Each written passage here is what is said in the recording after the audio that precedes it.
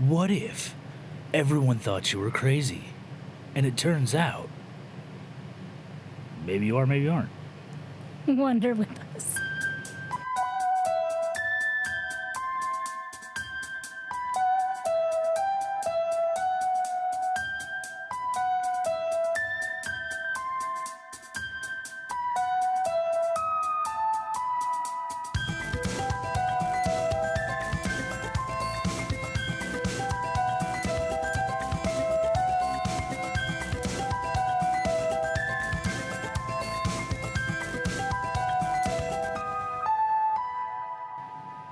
I'm Bethany, I am still Connor. and this is Wonder with us, It is still the world's greatest podcast. talking about the Twilight Zone. Specifically, episode 21, Mirror Image. This episode originally aired February 26th, 1960.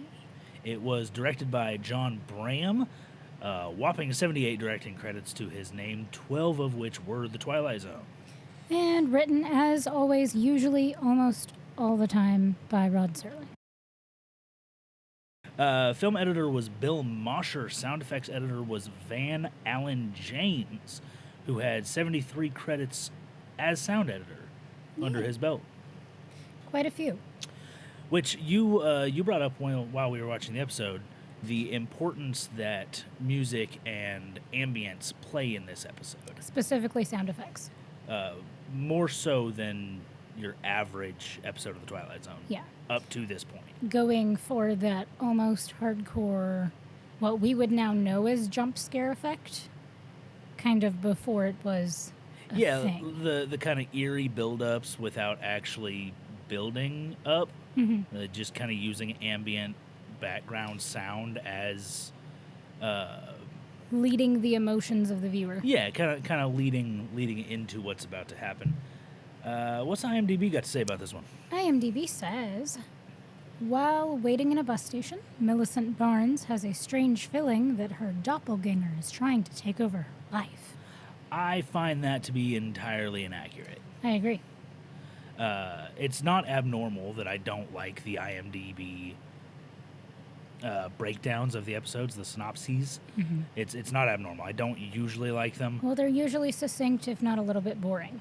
Sure, but they're usually accurate, at least. And this one is not. Apart from the fact that she is, in fact, waiting in a bus station. And her name is, as far as we can tell, Millicent Barnes. And she does have a strange feeling. But that is where it ends. Yeah, that's where that ends. It's not until almost the end of the episode that she has any inkling that it might be a doppelganger that she's dealing with. Right. So I don't particularly like the inaccuracy or the spoiler of that. Yeah. The opening scene is Millicent in a bus station. The camera initially kind of zooms in on her and then pans to her suitcase where it lingers for a few minutes. And then she has her first interaction with the ticket man, who we will talk so much about, before things start getting really weird. Yeah, so this episode is a really good concept that I think was done very well. Sure. I take a little bit of issue with some of the interactions she had with other characters in the episode. I would venture to say most. Yeah, so some of it I can chalk up to being a different time where we just, as a society, had different standards as far as what was and wasn't okay. That will be a reoccurring theme as we watch through these early episodes. Obviously, it was, as much as I hate to sound like an old man, it was a different time. Sure. Doesn't excuse it, doesn't make it okay, No, but it 'cause was a there's different time.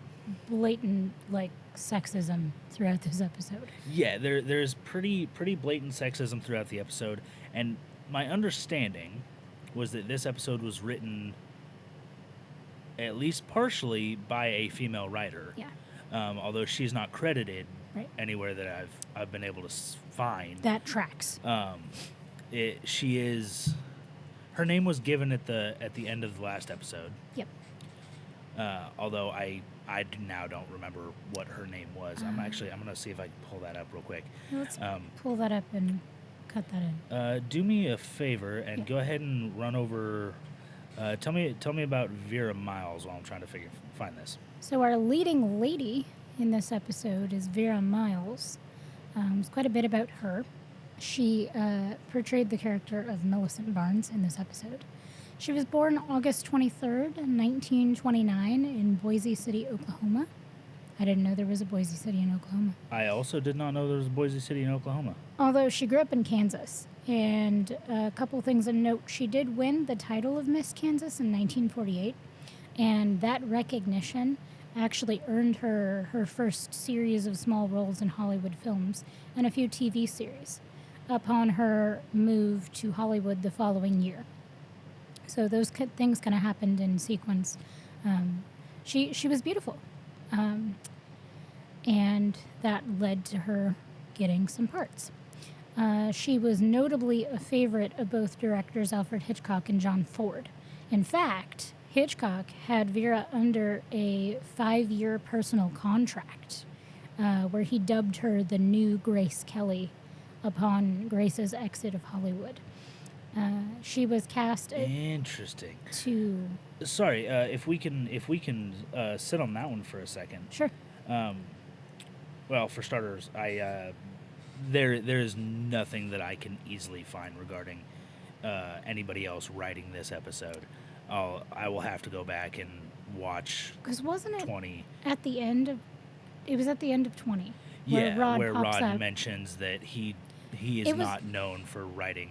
It was almost an apology, almost that he gave. Like, he's not given to writing roles for women. It's not a thing he can do successfully, he says. Yeah, excuse me. I believe he says something to the effect of it's not a skill of his, or he's not qualified to write specifically for a female audience. Yeah. And that's why they brought in an additional writer for this episode.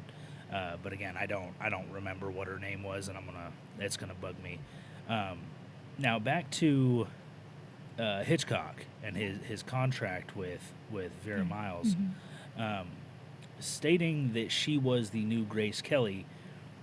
Some of our listeners may not be aware, if they're not mildly obsessed with 1950s cinema, that Grace Kelly was she was the shit. Mm-hmm. Like, to have Grace Kelly in a film meant your film was going to succeed. Yes. She was the Hollywood darling. Yeah, and she is. I would love to at some point do an episode or something on Grace Kelly, because I agree. the information available for her life was insane, including the fact that she was the Princess of Monaco. Yeah. Yeah. So Grace Kelly is a fascinating bit of Hollywood history herself, and I'd love to do some. I kind of want to just on her at some point, do a synopsis of the golden age of Hollywood. I think that would be fun. What do you think? So I would be, I would definitely be down to do that. I think that would be absolutely fascinating. Maybe a bonus episode or something where Sure.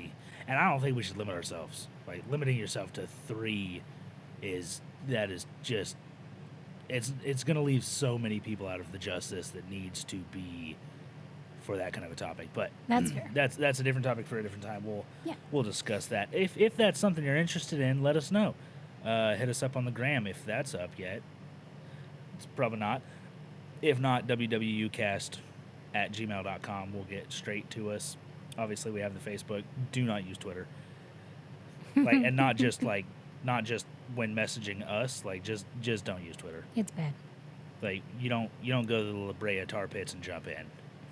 If you want to look at it from a safe distance with a rail between you and it, I completely understand. We all love a circus. Don't jump in. It's not worth it. I'm going to get back to Vera Miles, if that's okay. So, essentially, with Hitchcock calling her the new Grace Kelly, that was a phenomenal compliment right off the bat. She was cast to be the lead in Vertigo, 1958, but withdrew due to pregnancy, which would be a common theme in her latter years of acting. She had many babies. Ford. Good for her. Yeah, right? Good for her. I guess. Ford cast her opposite John Wayne and James Stewart in The Man Who Shot Liberty Valance in 1962. And she's probably most known for her supporting role as Lila Crane, opposite Janet Leigh, who played Marion Crane in Hitchcock's Psycho 1960. After 45 years in the industry, Vera Miles retired in 1955 with a whopping 162 acting credits to her name. And she now apparently is still alive and resides in Palm Desert, California. So just to clarify, that is, she retired in 1995. Right. Did I say 65? You said 55. Oh, oops. Yeah. No, 1995. Yeah, thank Which you for is not unimpressive. 162 acting credits. A lot of them were co-starring roles. Mm-hmm. And, I mean, she's in Palm Desert. What's not to like about that? Sure, I guess, if you like the desert and sun. Yeah, no, let's not get into which of our states has the better dry, not always raining, and making me sad enough to find a rock to bang my head against. Next, we have Joseph Hamilton, who plays the unnamed dickhead bus station ticket agent. He was born in 1899 in D.C., died in 1965 in the city of Orange, which is not the same thing as Orange County. No. I'm from California. Never heard of it. He started his acting career pretty late in life. Had 79 acting credits. Best known for his role as Chester Jones in 11 episodes of The Andy Griffith Show between 61 and 64. He also made appearances in Gunsmoke because I assume he was legally obligated to do so, and a few other lesser-known series. We have something I intentionally wanted to bring up because we have a leading lady in this episode, and so I figured it was important to also add the other lady that appears in this episode. It is miraculous that we have two. It never happens almost. I mean, we're only 20-some-odd episodes in. Give it time. Naomi Stevens portrays the washroom attendant, or as we might know her, custodian. She was born November 1925 in New Jersey, and she died in January of 2018. So not long ago. Yeah. She is best known for her roles in The Apartment, 1960, Valley of the Dolls, 1967, Hard Times in 1975. She was primarily cast in small roles, like usually playing someone's ethnic mother, relative, neighbor, and often providing comedic relief, which she doesn't do in this episode. No, not at all. It's very much outside of her known normal wheelhouse. Yeah. She has a total of 115 acting credits to her name. Now, before I move on to Martin Milner / Paul Grinstead / Creepy guy.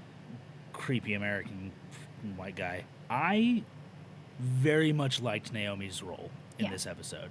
I think it gave something to the episode that I think would have been notably lacking. Sure. And I'm sure somebody else could have played the part.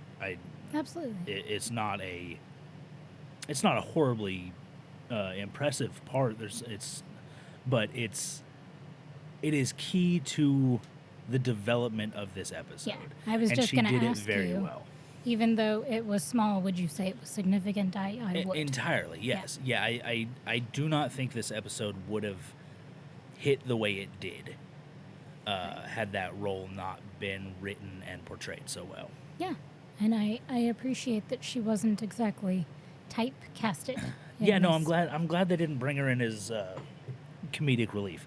I don't think it would have worked. And she didn't seem to have like a fake accent or anything like that. Yeah, no, there was nothing that came across as overly insensitive or shitheadish. Oh, thank you, baby girl. Our dog has joined the podcast by crop dusting the room. What a day. It's awesome. Moving on to Martin Milner. Again, he portrays Paul Grinstead. He was born December of 31 in Michigan, Detroit specifically. Died September of 2015. Had 112 acting credits to his name. Was best known for his longstanding role as Officer Pete Malloy on Adam 12? Yeah. I was hoping that's a typo. I've never heard of it. Which his roles ran between 68 and 75. And it is rumored that his physical appearance inspired the look of the original Green Lantern, which is a hard thing to fact check, but very interesting nonetheless. I could see it I could definitely see that being reality. You He's- would know because my knowledge is so limited on original Green Lantern comics in general. So, I'm not gonna sit here and say that I would definitely know. I can say that my introduction to the Green Lantern was during the run of Hal Jordan. And Hal Jordan was created in '59. So the time frame would make sense. Sure. I don't personally see a resemblance there. He does resemble a couple of the Green Lanterns, although most of the Green Lanterns had a very specific look that they were going for. It was a strong chin, full head of hair, muscular, working class looking white guy. So like Captain America. Yeah, a similar build was a lot of it, although they moved away from it, obviously, with John Stewart and a few other of the Lanterns. But yeah, no, for a handful of the Green Lanterns, I could definitely see that early comic book superhero vibe about him. Sure. Although it's not portrayed particularly in this episode, which is good because that would have been out of place. He is my least favorite character in this episode, and that is a short list with a lot of contenders. Sure. Because I don't like any of the characters in this episode particularly. Okay, so we're so- starting off with a Marvel rating. So the washroom attendant role, played by Naomi Stevens, Sure. and Vera Miles as Millicent Barnes, are both characters that I enjoy in this episode. That's good because one of them is prominent. Yes, one of them is obviously the lead, and one of them plays a very important role in the episode. I can't think of another character in this episode that I like. Is it because they have like redeeming qualities? So I don't even know that that's the case in reality, because so the washroom attendant is there. Sure. There is no character development. She is there to deliver. Now, that character is there to play a role in furthering the story. To fill in some space. Right. It's filling in some otherwise missing information that is very important for the episode to continue. Would you also say that she sort of provokes some empathy in the viewer? In terms of this, you're kind of seeing what Millicent is going through through her eyes. Through somebody else's eyes. She's also the first character to interact with Millicent that doesn't shut her down. Yeah, there is a pity Mm-hmm. in her reaction or her interactions with Millicent in a way that there isn't with any of the other characters. Sure. All of the other characters have an immediate "you're crazy," "you're off your rocker," Right. You bumped your head is referenced a couple of times, and the washroom attendant, there's some concern and some pity for Millicent's well-being. Yeah, she's the first one to ask if she's okay in that bathroom scene. Right, and to be fair, Millicent hasn't interacted with a lot of people in this episode. She doesn't. Right. You have the bus ticket clerk, good guy Grinstead, The elderly couple. the very brief interaction with the elderly couple, and then the interaction with the cops at the end of the episode. Mm-hmm. None of which are good interactions. Right. They're all really negative interactions to somebody who is having a mental crisis. Mm-hmm. They feel really yucky. Yeah, they all feel real shitty, except for her interactions with the washroom attendant, which feels like a human talking to another human. And I think that's why I like those two characters, while Sure. the rest of the characters in the episode, I really like. If all of those characters were on a bus together and it caught on fire, I wouldn't lose sleep. That's fair. That's really more than fair. So let's discuss this episode, because we've mentioned some key parts. Yep. But I don't think we've gone into a whole lot. So maybe like from the initial focusing on the suitcase, and there's a reason for that. Yeah, so the is suitcase plays an important role. from the jump, from the beginning of that from the episode, opening scene, for sure. where that is the first interaction that leads to the first interaction that Millicent has with the bus ticket agent, in that she walks up and asks for the time, asks what time the bus to Cortland is arriving. Yep. And he... Perfectly polite. Sure. Perfectly reasonable. Yep. Understandable question when you're waiting on a bus. Right. And his response is just overtly harsh for It is hostile. For an initial interaction. Yes. He straight up tells her, I told you before, it'll get here when it gets here. And then she looks over, and we'll get back to that interaction because I know you have some stuff to say about that. But Nothing then good. she looks over and sees her suitcase in like the baggage check area. And she's confused by this because she knows she definitely left it by her chair. Didn't know why it was She just there. walked away from it. Right. Like moments before. And then noticed it somewhere she didn't put it. And that's where this all kind of begins.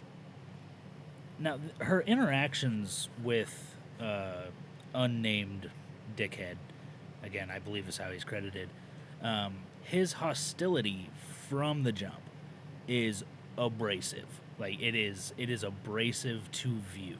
And while they take some time to explain why he is being abrasive and why his why he's got such a short temper with her, I don't feel like it's ever justified. No.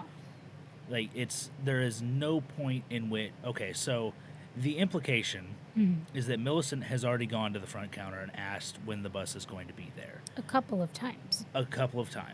And his reaction to that, the time that we are introduced to it, is a hostile, like, almost, if she had a manager to complain to, this dude would. Mm-hmm. Like, this dude would pull his hair up into a bun and start screaming about her rights in McDonald's. Like, He'd go full Karen. entirely. Mm-hmm. And it's just, there's no point at which his reaction to her feels justified. Sure. And I don't know if it was supposed to. I don't know if it was ever supposed to feel justified. If the goal was finding an actor who portrayed an amazing crotchety old man who just didn't give anything anymore to anyone. Right, just an entirely unlikable They human being. Nailed it. Entirely. And maybe, that is proof that Joseph Hamilton is a great actor. Sure. Maybe it's proof that Rod and whoever else helped write this episode were fantastic writers. We know that Rod's a good writer. I don't know much about Joseph Hamilton. I know he plays this role very well. Mm-hmm. And he is now on my list with Umbridge. Oh, no. As, like, I don't care that you're not the character you played in this thing. You are forever this person. I will never see your face and not hope that I get the opportunity to kick you in the head. Yeah. In your glasses. Froggy ass face. There is a very strong sense of desperation in this episode. That builds Continues. the entirety of the episode. Yeah. All through Millicent Barnes. Like, and I don't even think that there's an end to it. Because even at the end, it just leaves you in this state. Her sense of desperation never resolves. And I would say even transfers. Yeah, no. It yeah, not only does it not resolve, but it transfers over to the good guy. To oh god, Granstead, Paul. Yeah. In the end. Can we jump ahead a little bit? So no.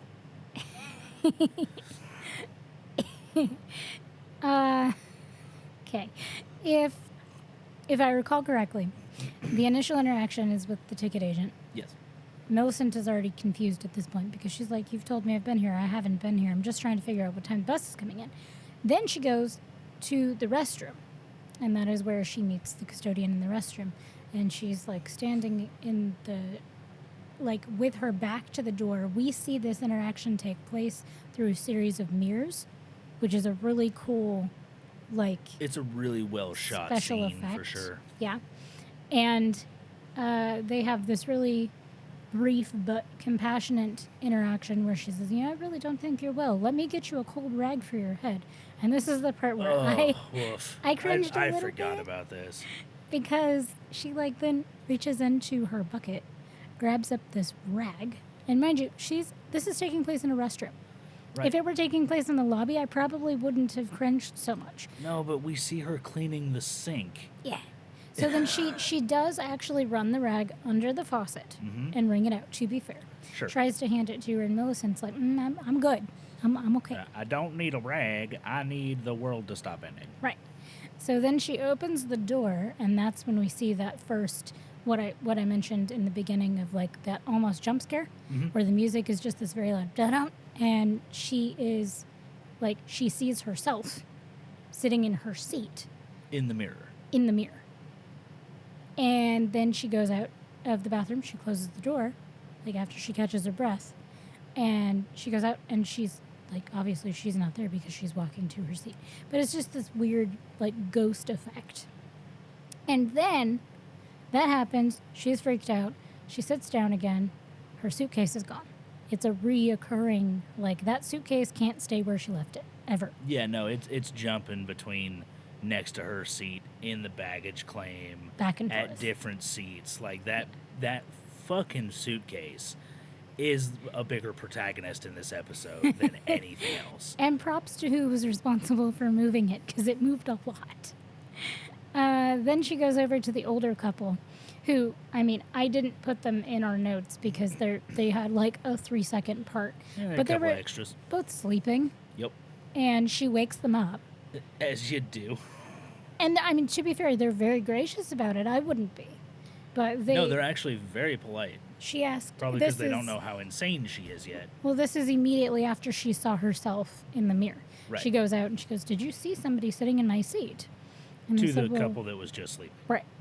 So they're, yes. Good timing on her part. And they said, "Well, no, of course we didn't. We're sorry." And so she goes and she sits back down. And then, Paul. With the wind through the door blowing through his blonde locks. His Blue very eyes greased. glinting in the fluorescent light bulbs. A ting of white off of his front tooth when he smiles. This douche cake. He walks into that room with such an air of good guy energy. Oh, yeah. He is the And hero. not the good kind of good guy energy. Not the I can trust this guy because he's a good human energy. He's very Gaston. He's very Gaston, and I don't think it's intentional. I think that is just like the vibe homie puts off. Yeah. Because none of the written stuff feels like that's what he's trying to do. Right. It feels like he's trying to be a condescending asshole dude that's incredibly sexist through his helpfulness. Well, and this is also viewed through our lens and not as it was then. Again, when yes, it was fully it was a acceptable different at that time. Doesn't excuse it, It's not right. but it was a different time, and these were all socially acceptable interactions Sure. between Millicent and Paul. I think Paul. Paul. Yeah, Paul, good guy. As far as I know, all of the interactions between the two of them were perfectly reasonable for the time. It doesn't change the fact that viewing it from a 2023 lens, Yeah. Cringe from beginning to end. this motherfucker, Can't do it. he spends probably an eighth of his time on screen being perfectly polite, a perfectly reasonable human being, and the rest of his time on screen being a condescending asshole without ever having any ill intent. Yeah. Yeah. That's the part that's frustrating. It's so fucking irritating Yeah. because you can watch him and know that, like, Paul's trying to be a good guy. But Paul is trying to be a good guy in the shittiest way possible. Yeah. And I don't want to blame the actor I don't want to blame Martin. I don't want to blame the writers. We've mentioned it before. It'll come up again. It was a different time. There were different standards, and it still doesn't make it okay. But we've mentioned it. It'll come up again. It was a different time. Yeah. And I don't know if watching this in 1961 would have... I don't know that I would have had this effect. I don't know that anybody watching it then would have reacted in the way that I personally did to the Paul character. Yeah. I think you're right, and that may entirely be that I'm viewing this episode through a 2023 lens. Sure. And when I first viewed it, I viewed it through probably a 2014 lens. Right. Which even I would, even then. Even 2014, shit was cringy. Yeah. But more so now because I feel like a lot more conversations are being had. Again, it's not a political podcast. It's We're not going to go there, but like it's more I'll fucking go prominent. there. I know you will. We won't go there. It is more prominent today, which makes it stand out More. significantly more. It is like there's a glowing spotlight on it in the episode. Yeah. And it's hard to get by. It's hard to get past for me personally. I agree. He sits down next to her without asking if the seat was taken. He just kind of plops down. And if you read body language, his entire body language was towards her. Yeah, no, it's very dude spreading his legs on a bus. Yeah. Like, it's just no fucking personal space. Hardcore, like uber masculine energy. Just, he introduces himself, and she introduces herself kind of hesitantly, which I thought was appropriate. Yeah, she's got other shit going on. And she then, proceeds to tell him, well, I don't feel well. And there is a point just prior to Paul arriving where she's sitting there and she puts her hand to her face and she's like, do I have a fever? She's internal, you can hear the internal monologue that is going through her. She's definitely trying to process, and she's doing it out loud because we're watching a TV show. Sure. She's like, I don't have a fever. Am I unwell? I feel so strange. And she just kept saying that. Well, then she proceeds to kind of relay this to Paul. And he gets really concerned, and in his concern, he moves in a little bit closer. And they're just talking. And then he starts asking her questions, right? Are you asking me if that's right? I'm asking because I'm trying to remember. I'm gonna be honest. I have blocked out a lot of their interactions because I don't want to think about them. That's fair. I try not to let their interactions color this episode in a completely negative light. Because it would easily. And because it easily could. Yeah. And I don't want that. This isn't the 16mm Shrine. This is a good episode. Sure. Mostly. The idea behind it, the creativity in which it was written, is very good. Yes.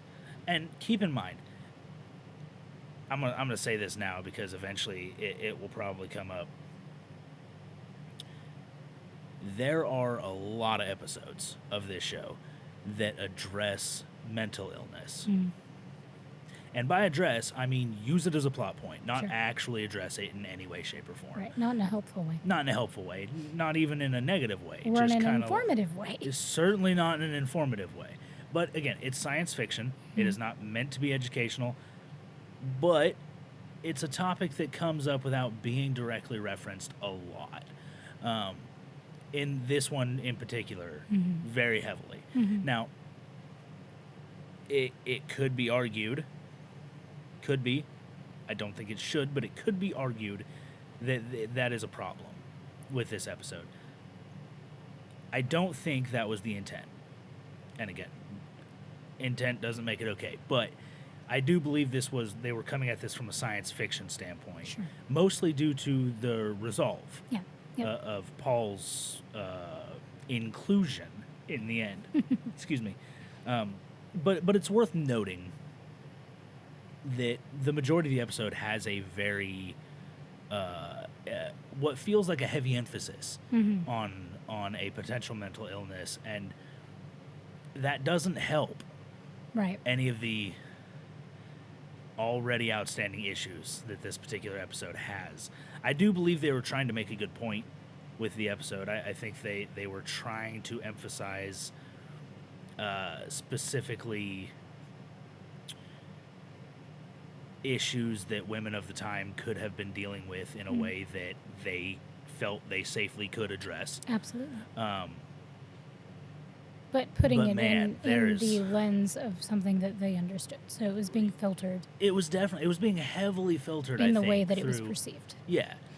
Through the way it was perceived, probably through some network guidelines CBS and... cares. What's that? CBS cares. Yeah, CBS. Yeah, fuck off.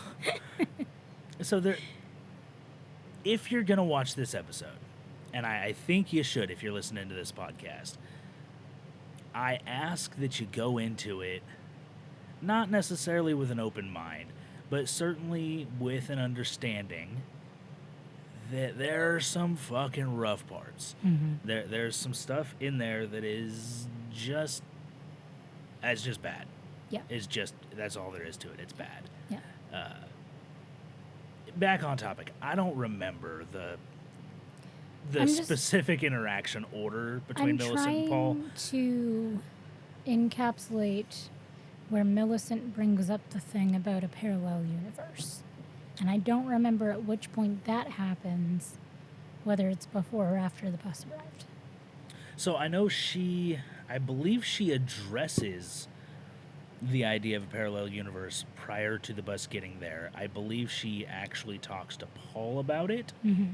after the bus has arrived, although I'm going to fact check myself real quick. It's not actually been that long since I watched this episode. So whatever the case, eventually... Oh, hey, Edwin Rand played the bus driver. Oh, Didn't know that's that. fun. I don't know who that is. Me neither, but his picture is very cowboyish. Oh, good. Okay. So they have this conversation. She brings up the idea of a doppelganger, except she doesn't call it a doppelganger. She talks about a parallel universe in which there are two of her that exist. And then, at long last, the bus arrives. And Paul, being the gentleman that he was, grabs her suitcase along with his own, and they head out to the bus, and he hands his ticket. She hands her ticket to the bus driver, and then she looks up at the window, and what does she see but herself sitting in the bus window? So creepily well done. Oh, yeah. I don't want to call it it's not complacent. It's that state of perfect inner peace where nothing can possibly be wrong. Like, that is the look Serene. the serene look. Thank you. Yeah. On the face of the Millicent on the bus. Yeah. It's I would say it's serene and maybe almost a little bit bemused because there's a tiny smirk. Yeah, there's a bit of a smirk, and she never looks down at the Millicent who's standing outside. Right. She's just looking forward as though nothing is going on, nothing is wrong. Off into the distance. Yeah. And it is haunting. It is. Yeah, it is really well done. Very well done. And the music again at that point is very much Yeah. the same as it was when she saw herself in the mirror. Sound It's design kind of- is well done there as That well. is yeah. the tone that oh hey, something happened. Millicent, who is on the ground, not on the bus. Right. She didn't actually collapse. Outside Millicent. Outside, Millicent screams dramatically Oh yes. and runs back into the bus station. Of course. What else you gonna do? And then there's a bit of like a cut scene, and she is laying on the bench seat with her head in Paul's lap. Yeah, so I suspect, based on how it was cut, that there was another scene Yeah. initially filmed between her running back into the station and where we come back in. Mm-hmm. Only because of how it was cut. It feels It like was weird. something was cut from the episode, which is not normal, but in this case, certainly that is how it feels. It is a weird transition. She does, in fact, have that cold rag over her head. Of course, she needs it now. Shit just got real. And it appears to be closing time at the bus station. where the custodian is talking to Paul, and said, she's not right. Like, if she, made the gesture like cuckoo, like she's not. Yeah, the compassion is kind of gone. Something's at that a little point, off. but she's still being politer than most. Right. So she leaves. Shockingly. And then the ticket agent guy is still there. And Paul goes up then to find out when the next bus is. Yep, which is like 7 o'clock tomorrow morning or some shit. So they're spending the night in the bus station. If only they had. Right. And it's at that point that he engages in conversation with the ticket agent, who I need to point out their interaction is very different. Oh, yeah, no, he is... Because it's man to man. So fucking frustrating. Yeah. It's a perfectly reasonable conversation between two perfectly reasonable people about a perfectly reasonable topic. Yep. And it's the first time this ticket agent has sounded like a fucking human. Yep. Through the entire episode. Pleasant, even. Gives him a suggestion. Curl up, take a nap. It's quiet around here. We turn the lights off. Gotta conserve energy. Ugh. And then Millicent is awake, and Paul tells her that he has a friend who has a car, and they could probably get to Cortland this evening. Friend would be willing to come and pick them up and give them a ride. He's just going to go see if he can borrow the phone to call him. Yep. Again, Paul being a stand-up guy. So he goes, he gets on the phone. The very next thing we see is a cop car pulling up outside. Whips up outside. Running code 3. Oh my god. This interaction... Now, listener, I know what you're going to say. Surely it can't be worse than any of the other interactions. They've all been so bad. Well, dear listener, let me tell you. The rest of the interactions in this episode seem perfectly fine, perfectly reasonable, compared to essentially acting like Millicent has already killed somebody. Like, they roll up, don't ask any questions, don't show ID. They follow no protocol of any police of probably any era in reality before physically restraining Millicent and putting her in the back of the cop car. Basically shoving her in the back of this cop car. Never ask her a question. Never confirm she is who Paul says she is. They don't do anything. A dude called them and said, this person, I assume what he said is this person is sick and needs help. And the cops rolled up and yeeted her ass into the back of a car. And they drive away. Sirens, lights blazing. And that's a wrap on Millicent Barnes for this episode. We don't see her again. I don't want to be on a soapbox for this entire episode about all of the things wrong with people. But holy shit. Her theory that she talked to Paul about was a little bit too out there for him. He couldn't quite accept it. Was like, yeah, she's cuckoo for Cocoa Puffs. 100%. Yeah, And he couldn't wrap his brain around it. Why he made the call. But, I mean, if there's any redemption in this, it is in how the episode ends, where we leave off. It is the first time that it is the first time that it feels like justice is served, Right. which sucks. Yeah. Because it is not justice that is served. No. It just feels good, and I don't think it's supposed to. And Millicent isn't even there to witness it. No, which is the worst part. Right, that's the worst part. Is that she would. I don't know that she would have enjoyed it, frankly. No, she would have been probably a little more freaked out. Now, you do bring up a good point. you've mentioned the theory that Millicent has, Mm-hmm. and the theory that she brings up and discusses with Paul is functionally multiverse theory. Mm-hmm. She is talking about two universes, two realities colliding, Mm-hmm. and one of her from a different universe winding up in this universe, or vice versa, however that worked out. Now I don't know when multiverse theory was initially thought up. I know it was William James.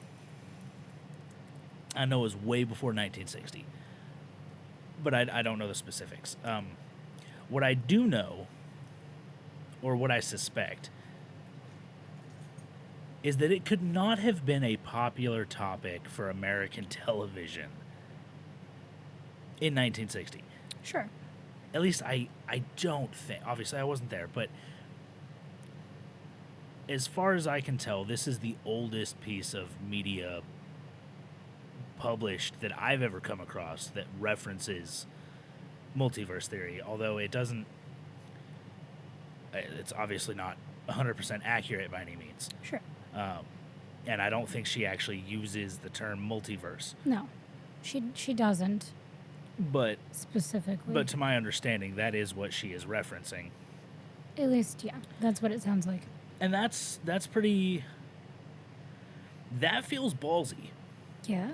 Like that feels like somebody got the grapefruits in to make that happen. Early on. And I don't have like any profound information on that. I am just fascinated by the fact that somebody was willing to. The idea of it. Yeah. I honestly I wish they would have Well, I mean, credited. Isn't that kind of like an echo, because the Twilight Zone is often itself described as the place between dimensions. Yeah. Where I mean, you it's leave regularly one referred to reality as the fifth dimension. and you fall into what is now the Twilight Zone. Yeah, you've fallen into the in between. Mm-hmm. Which, I hadn't actually thought about that. It was published in 1952. I was under the impression that it was much earlier than that. But it's not horribly important. I could be wrong. It's happened. It'll probably happen again. I like that it was brought up. I like that they didn't just. I guess I'm kind of accidentally moving into my favorite moment. Yeah, go for it. Which is, it is her bringing up that theory, her theory of universes colliding, creating the predicament that she's in. I appreciate that they didn't just say, well, it's the Twilight Zone, weird stuff happens, we don't need to explain this, Right. just is. Yep. Like, this is what's happening, accept it or don't, it's the Twilight Zone. Which there are plenty of episodes where that feels like all the information we get. Yep. Is like, if you want to put more thought into this, then your thought should stop at it's the Twilight Zone. Because it's cut and dry, and this is what it is. Right. There's a lot of that, and they didn't just assume it's the Twilight Zone. You know it's the Twilight Zone. You can just assume that this is happening because it's the Twilight Zone. Mm-hmm. They threw a theory out. Like, they threw, one of the characters had a deeper thought than, oh boy howdy, I'm alone in this town with mannequins. Mm-hmm. Let me order some fucking ice cream. Right. I appreciated that. Yeah, it was good. It's one of the things that really drives home the fact that I don't think Rod wrote it alone. Sure. Because this episode is written complex. in a very not Rod Serling writing style, which is not to take anything away from Rod. Love what he did. Sure. Huge fan. You might know I'm on a podcast about a show he did. Oh, really? Yeah, yeah. It's called Wander With Us. You should check it out. Okay. I started episode 20. 19. 19's fine. Yeah. But yeah, it feels different in a lot of ways. I would agree with that. There's a lot of really good spots, Mm-hmm. most of which are Millicent. And the emphasis is different as well. Like, just the entire styling of this episode and the way that it was filmed and the things that were focused on, it doesn't feel like a standard. I agree. Doesn't feel like a standard episode. No, and it's one of the things that I feel like they were really stretching their shooting wings here, because it's the first episode that takes place in a singular location. Mm-hmm. We're in a bus station. We go to the bathroom momentarily. We step outside the front door momentarily. But the entire episode is just in this, like, 60 by 60 foot room. Except for the ending. At the very end, he's running down the street. I hardly count that. They should have cut that out. But all the same. Yeah. Yeah, it's in one room, and it's done really well. Yeah, I think I would call that kind of general idea my favorite part. Mm-hmm. Yeah. My favorite, not really a moment. It's kind of the entire thing. The fact that the whole episode, it's the first time we really move away from the format. Yeah. In season 1, and I like that. It's good. It's a good departure. It worried me initially, Yeah. like my first time through the seasons, because I thought that it was going to be like, I thought it was like a, first episode of Black Mirror was very different from the rest of Black Mirror, because obviously there was a different plan. It felt like that here, and like they were planning on taking a different direction. I wasn't happy about that, because I liked, the format. Way it had been so far. Obviously, I started watching these in the early aughts, not in 1957. So it's not like I was going to have any effect on that anyway. You look really good for your age, let me just say. Yeah, it could. That would be fantastic. You got some internifying fluid. And Yeah, no, I've been lying to you this whole time. I'm 73.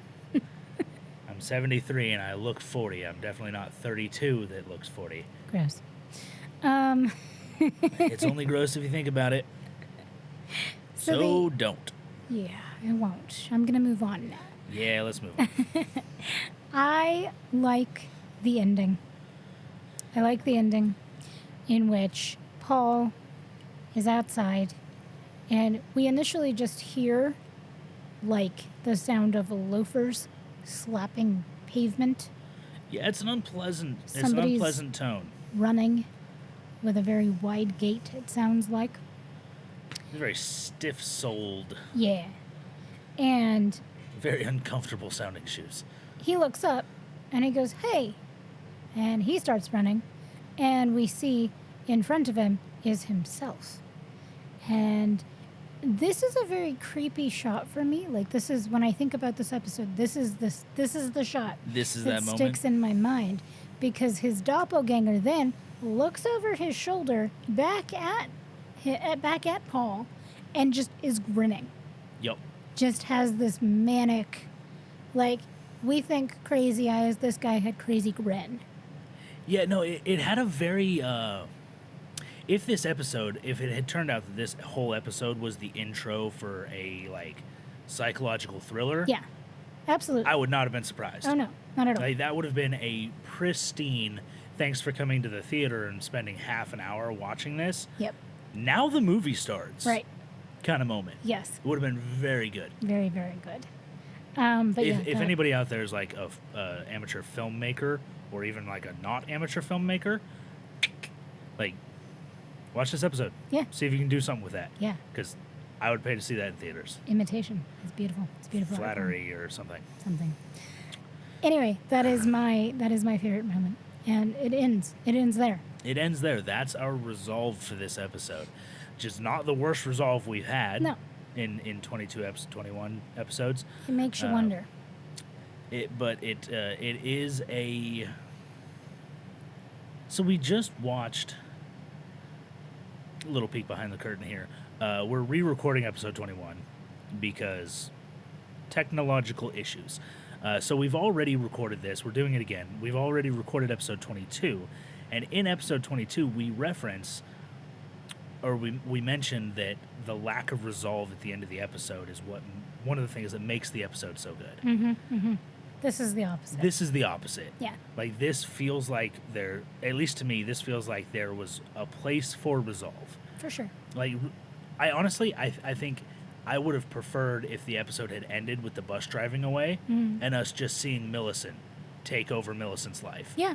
Leave Paul out of it entirely. Yeah, like I think that would have been a better resolved episode ending. Still feels like retribution.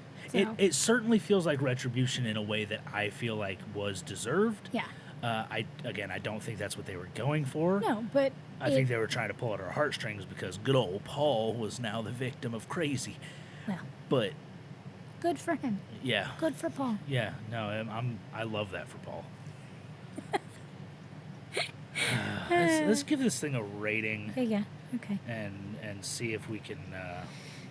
Let's give this a rating and move on. forward. I'm going to give it a 3. Despite what I like and what I don't like about it. The overall cringe. It's an episode of the Twilight Zone, even though it is a departure. We don't ever do half ratings, but if we did, it would be a 3.5. If we did half ratings, I'd be a little more. I'd be leaning towards 4. But similarly, I'm going to give it a 3 because, it's good as good. Our dog is staring at me in the mirror. That was terrifying. It's good stuff is good. Yeah. It's bad stuff is bad. And it balances out to an episode. And a great resolution, I think. We will never agree on that, but that's okay. It's an episode. I mean, it's an episode of the Twilight Zone. That's what it is. Like it's an episode with a very rare resolve. Is I think what we can agree on. Certainly. And I mean, it was a departure, which was nice. Refreshing. It was odd. Sorry, she's still just mean mugging me in that mirror. And I'm not sure why. She doesn't do this. Not usually. She doesn't do this ever, but she's like, Hi, baby girl. You look. No, you. I'm not hi. You. Come here. You look like you're about to jump out of that mirror and attack. That was terrifying. This is really bad timing for you to do that. Right? We're talking about an episode what of actual? This is mirror image. Don't do that to me, dog. Oh, boy. Gee willikers, Callie. No. So I'm giving it a 3. You're giving it a 3. That's a total of 6 for this one. This one gets a 6. What's happening next week? Next week is episode 22. The monsters are due on Maple Street. Now, I'm not going to give you a synopsis of this one because I don't want anybody listening to have an excuse to not watch it. What I will say is that I believe this episode 22, Monsters Are Due on Maple Street, revolutionized television and movies. That's a statement.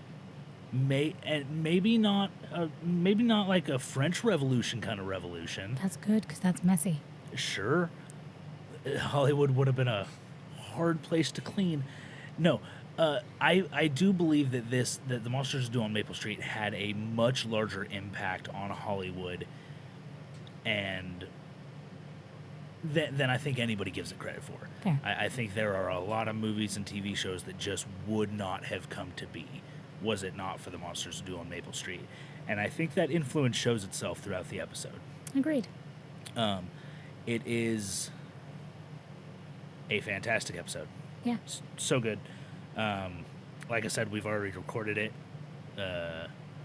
So you won't have heard it yet. It'll be next week. But it's good. It's good. And it's good. And it's good. Thank you for listening. Hold up. I've been Bethany. Hold up. Are you going to plug something? I think we should plug something. Okay. I was going to put this one off, but I'm going to do it. I'm going to plug Mira Grant. Okay. She's an author, if you're not familiar. Fantastic author. Fantastic author. A lot of great books, but specifically the Newsflesh trilogy and the Parasitology trilogy. Both are very good.